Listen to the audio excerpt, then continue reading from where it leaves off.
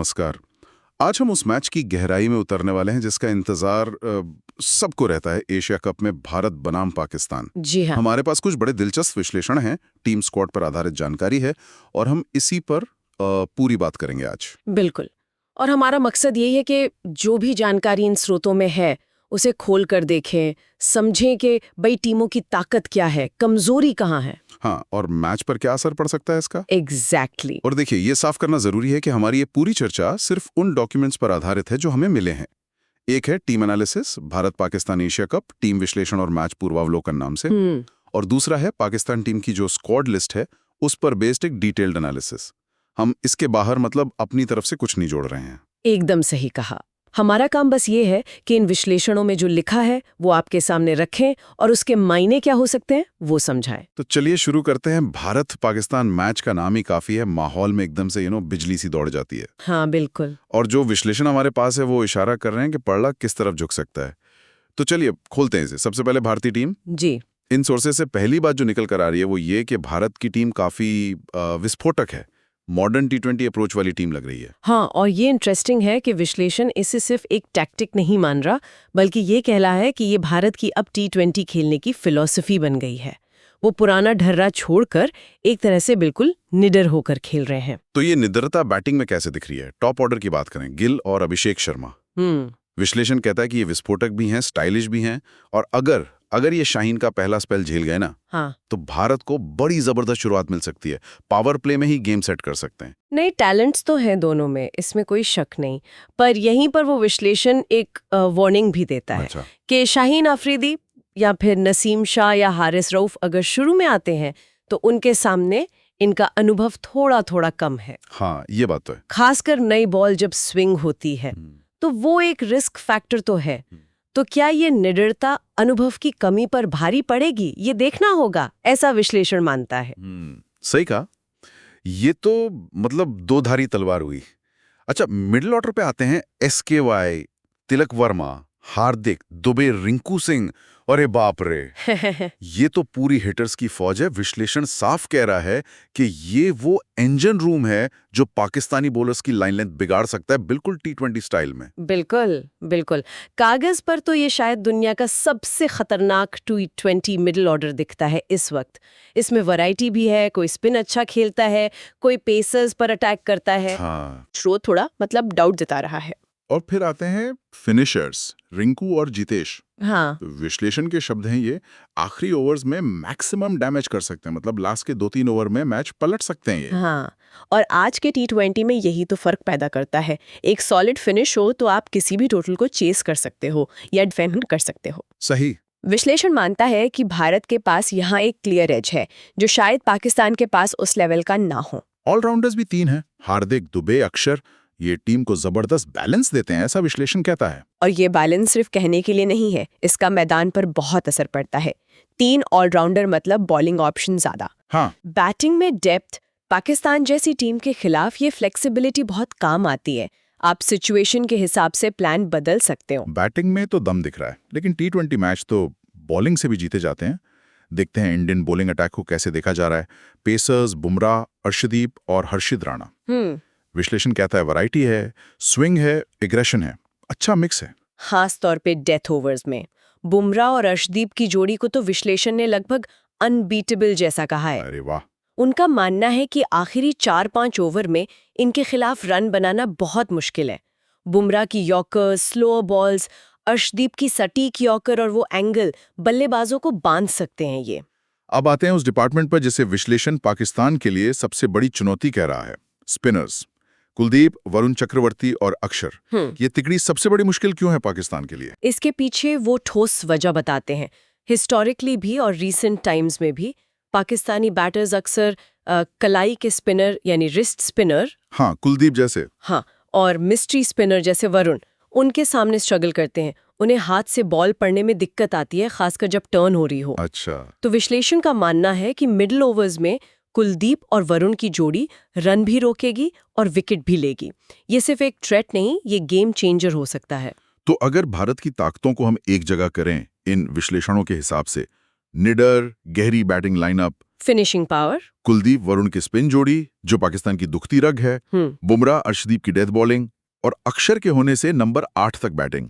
वहीं अगर कमजोरियों या कहें रिस्क फैक्टर्स की बात करें, जो विश्लेषण बताता है टॉप ऑर्डर का शाहीन जैसे टॉप क्लास बॉलर के सामने थोड़ा कम अनुभव, मिडिल ऑर्डर का प्रेशर में बिखरने का खतरा और विकेट कीपिंग में विश्लेषण में संजू और जितेश दोनों का जिक्र है, थोड़ी और कंसिस्टेंसी की जरूरत। तो इन सब का पाकिस्तान पर क्या असर होगा? विश्लेषण तो यहां तक कह रहा है कि अगर ओपनर्स टिक गए और स्पिनर्स चल गए तो भारत ये मैच एक तरफा जीत सकता है, 50-60 रन या 7-8 विकेट से। ये तो बहुत बड़ी बात है। हाँ, ये विश्लेषण इंडियन टीम की कैपेबिलिटीज को, खासकर उनकी बैटिंग और स्पिन बॉलिंग के कॉम्बिनेशन को बहुत हाई रेट कर रहा है। उनका लॉजिक है कि अगर इंडिया अपनी पूरी ताकत से खेला तो पाकिस्तान शायद टिक ना पाए, लेकिन जाहिर है ये सिर्फ एक एनालिसिस है। बिल्कुल, मैदान पर कुछ भी हो सकता है। खैर, ये तो हुई भारत की बात। अब सिक्के का दूसरा पहलू देखते हैं, पाकिस्तान।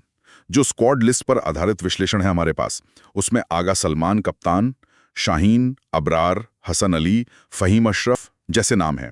जी चलिए इनकी ताकतों और कमजोरियों को समझते हैं। हाँ, अब इस स्क्वाड का एनालिसिस देखते हैं। बैटिंग में टॉप ऑर्डर में फखर जमान, सईम अयूब, खुशदिल शाह जैसे नाम दिखते हैं। विश्लेषण कहता है कि ये तेज स्टार्ट दे सकते हैं। फखर और खुशदिल तो अपनी पावर हिटिंग के लिए जाने ही जाते हैं, और विश्लेषण का अंदाजा है कि अगर बाबर आजम नहीं खेल रहे हैं तो इन पर रन बनाने का प्रेशर और ज्यादा होगा। मिडिल ऑर्डर में मो हारिस, मो वसीम जूनियर, हुसैन तलत, ये शायद पारी संभालने और फिनिशिंग टच देने वाले रोल में होंगे। लेकिन यहीं पर विश्लेषण एक बहुत जरूरी बात कहता है, और शायद यही पाकिस्तान की बैटिंग की सबसे बड़ी चिंता है। क्या? उनका उनका मानना है कि अगर पाकिस्तान के टॉप 3 फखर, सईम और शायद हारिस जल्दी आउट हो गए तो टीम के लिए 130-140 बनाना भी मुश्किल हो सकता है। ये उनकी बैटिंग डेप्थ पर एक बड़ा सवाल है, खासकर भारत जैसी बॉलिंग के सामने। ये तो सच में चिंता की बात है उनके लिए। अब आते हैं बॉलिंग पर, जो ट्रेडिशनली पाकिस्तान की स्ट्रेंथ रही है। पेसर्स, शाहीन, हारिस रऊफ, हसन अली, ये तिगड़ी तो किसी भी बैटिंग लाइनअप में डर पैदा कर सकती है। नई बॉल से इंडियन ओपनर्स के लिए खतरा। बिल्कुल, और विश्लेषण इस बात पर बहुत जोर दे रहा है कि पाकिस्तान की जीत की उम्मीदें काफी हद तक शाहीन के पहले स्पेल पर टिकी हैं। अच्छा। अगर वो पहले 2-3 ओवर में गिल या अभिषेक का विकेट ले लेते हैं, या दोनों का, तो मैच एकदम खुल जाएगा, भारत बैकफुट पर। अगर ऐसा नहीं हुआ तो विश्लेषण कहता है प्रेशर पाकिस्तान पर शिफ्ट हो जाएगा। हारिस रऊफ की पेस भी बीच के ओवर्स में काम आ सकती है। और स्पिन में अबरार अहमद, मोहम्मद नवाज और फहीम अशरफ जो ऑलराउंडर भी हैं, मिडिल ओवर्स में रन रोकने और विकेट लेने का काम इनका होगा। हाँ, अबरार अपनी मिस्ट्री स्पिन से परेशान कर सकते हैं इंडियन मिडिल ऑर्डर को, ऐसा विश्लेषण मानता है। नवाज के पास एक्सपीरियंस है, फहीम अशरफ का रोल डबल है, नीचे आकर कुछ रन बना सकते हैं और मीडियम पेस से कुछ ओवर भी डाल सकते हैं, टीम को बैलेंस देते हैं वो। तो अब अगर हम उनकी बैटल्स पर फोकस करें, जिनका जिक्र विश्लेषण में बार बार है, वो छोटे छोटे मैच जो बड़े मैच का नतीजा तय करेंगे। पहला और शायद सबसे अहम, शाहीन अफरीदी वर्सेस शुभमन गिल और अभिषेक शर्मा। विश्लेषण इसे पावर प्ले का सबसे बड़ा मुकाबला कह रहा है। यहाँ कौन हावी होता है, इससे मैच की टोन सेट हो जाएगी। शाहीन जीते तो पाकिस्तान आगे, ओपनर्स टिक गए तो भारत का पलड़ा भारी। दूसरा इंपॉर्टेंट बैटर बुमराह वर्सेस फखर जमान और साहिबजादा फरहान अगर खेले तो। हाँ, यानी पाकिस्तान के सबसे खतरनाक हिटर भारत के सबसे खतरनाक बॉलर के सामने। क्या बुमराह उन्हें शुरू में ही शांत कर देंगे? और तीसरा, जिसे विश्लेषण मिडिल ओवर्स का स्पिन ट्रैप कह रहा है, कुलदीप यादव और वरुण चक्रवर्ती वर्सेस पाकिस्तान का मिडिल ऑर्डर, मो हारिस, हुसैन तलत वगैरह, क्या इस स्पिन की पहेली सुलझा पाएंगे? विश्लेषण का मानना है कि यहाँ मैच भारत की तरफ जा सकता है। तो अगर हम सारे विश्लेषणों को एक साथ रखें तो मैच जीतने के लिए किन फैक्टर्स पर जोर है? भारत के फेवर में क्या दिख रहा है? विश्लेषण के हिसाब से उनकी बहुत डीप और अटैकिंग बैटिंग, हाँ, रिंकू जैसे फिनिशर्स, बुमराह अर्शदीप की डेथ बॉलिंग, और सबसे खास कुलदीप वरुण की स्पिन जोड़ी, जो पाकिस्तान के लिए बड़ी कमजोरी साबित हो सकती है। और पाकिस्तान के लिए जीतने का फॉर्मूला क्या है विश्लेषण के मुताबिक? शाहीन का नई बॉल से विकेट लेना, ये तो लगभग जरूरी है। हारिस रऊफ की पेस का सही इस्तेमाल, फकर या खुशदिल में से किसी एक की तूफानी पारी, मिडिल ओवर्स में अबरार या नवाज का किफायती रहना और विकेट लेना, और फहीम अशरफ का ऑलराउंड कंट्रीब्यूशन। तो फिर इन विश्लेषणों का निचोड़ क्या है? फाइनल वर्डिक्ट क्या लग रहा है? कौन थोड़ा बेटर है? विश्लेषण 2 मेन सिनारियो बता रहा है। पहला, अगर इंडियन ओपनर शाहीन का खतरा टाल गए और मिडिल ओवर्स में स्पिनर्स ने पाकिस्तान को जकड़ लिया तो भारत डोमिनेट कर सकता है, बड़ी जीत मिल सकती है। दूसरा सिनेरियो, अगर शाहीन और रऊफ ने मिलकर पहले 5-6 ओवर में भारत के 2-3 बड़े विकेट निकाल दिए तो मैच खुल जाएगा। फिर पाकिस्तान के पास चांस होगा भारत को एवरेज स्कोर पर रोकने का और फिर चेस करने का, तब मैच क्लोज हो सकता है। कुल मिलाकर इन डॉक्यूमेंट्स की स्टडी के बेस पर ऐसा लग रहा है कि भारत के पास थोड़ा ज्यादा बैलेंस, डेप्थ और मैच विनर खिलाड़ी हैं। हाँ, जैसा विश्लेषण ने भी कहा, मैच एक तरफा भारत के हक में भी जा सकता है या फिर कांटे का भी हो सकता है, लेकिन संभावना थोड़ी भारत की तरफ ज्यादा बताई गई है। पर फिर वही बात, ये सब कागज पर है, एनालिसिस के आधार पर। बिल्कुल, क्रिकेट है और भारत पाकिस्तान मैच में तो कुछ भी हो सकता है। ये विश्लेषण हमें एक आइडिया जरूर देते हैं, लेकिन असली खेल तो उस दिन मैदान पर ही तय होगा। तो ये थी हमारी पड़ताल भारत और पाकिस्तान की टीमों की, उनकी ताकतों, कमजोरियों और उन खास बातों पर जो हमें दिए गए विश्लेषणों से पता चलें। हमने देखा कि भारत की विस्फोटक बैटिंग और स्पिन जोड़ी कैसे उनकी बड़ी ताकत है, तो पाकिस्तान अपनी पेस बॉलिंग की शुरुआत और कुछ हिटर्स पर डिपेंड करेगा। और यहीं पर एक दिलचस्प सवाल दिमाग में आता है जिस पर शायद सोचने की जरूरत है।